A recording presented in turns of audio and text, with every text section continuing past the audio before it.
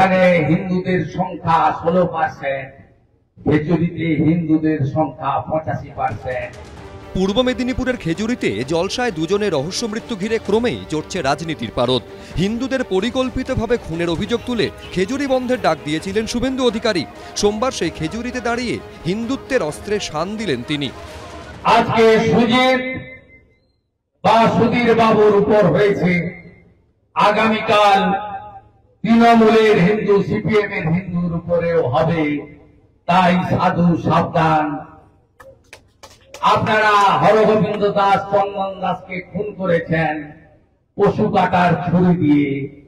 ওখানে হিন্দুদের সংখ্যা 16%, খেজুরিতে হিন্দুদের সংখ্যা 85%। শুভেন্দু অধিকারীর বিরুদ্ধে মুখ্যমন্ত্রী হওয়ার লক্ষ্যে হিন্দু মুসলমানের রাজনীতি করার অভিযোগে সরব হয়েছেন কল্যাণ বন্দ্যোপাধ্যায়।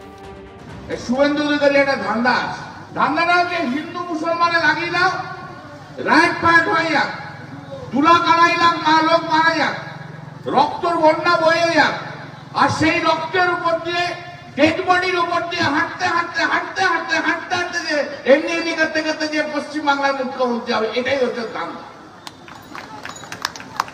ও ধান্দা রাইট লাগিয়ে দেওয়া, ও ধান্দায় হিন্দু প্রেম নয়। ও ডেড বডির উপর দিয়ে উঠে বাংলার মুখ্যমন্ত্রী হতে চায়। হবে না, হবে না, হবে না। মাতাল, ওকে হিন্দুরা ভোট দেয় না। ও বুঝতে পারছে হিন্দুরা ঐক্যবদ্ধ হচ্ছে। ও শ্রীরামপুরে হেরেছে, উত্তরপাড়ায় হেরেছে। তৃণমূলকে অনেকেই মনে করিয়ে দিচ্ছেন তাদের দলের বিধায়ক হুমায়ুন কবির হিন্দু মুসলমান নিয়ে কি বলেছিলেন।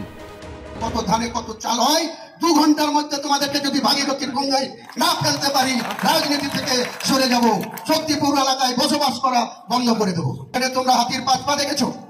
কিন্তু যদি ভেবে থাকো যে 30% লোক মুর্শিদাবাদ জেলায় আর আমরা 70%। সাম্প্রদায়িক রাজনীতি নিয়ে তৃণমূল, বিজেপি উভয়কে আক্রমণ করেছে সিপিএম।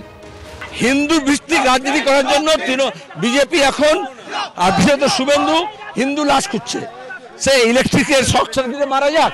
মমতা যেরকম 25 বছর আগে মুসলমান লাশ খুঁজছিলেন, শুভেন্দু তারই চালা, এখন সে হিন্দু লাশ খুঁজছে। আগামী বিধানসভা ভোটে কি গুরুত্বপূর্ণ ফ্যাক্টর হয়ে উঠবে হিন্দু মুসলমানের রাজনীতি? এতে কার লাভ, কার ক্ষতি হবে?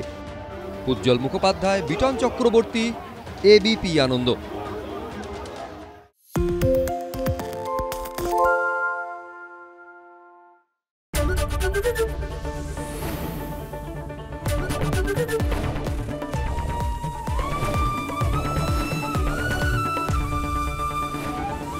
এবিপি আনন্দ, এগিয়ে থাকে, এগিয়ে রাখে।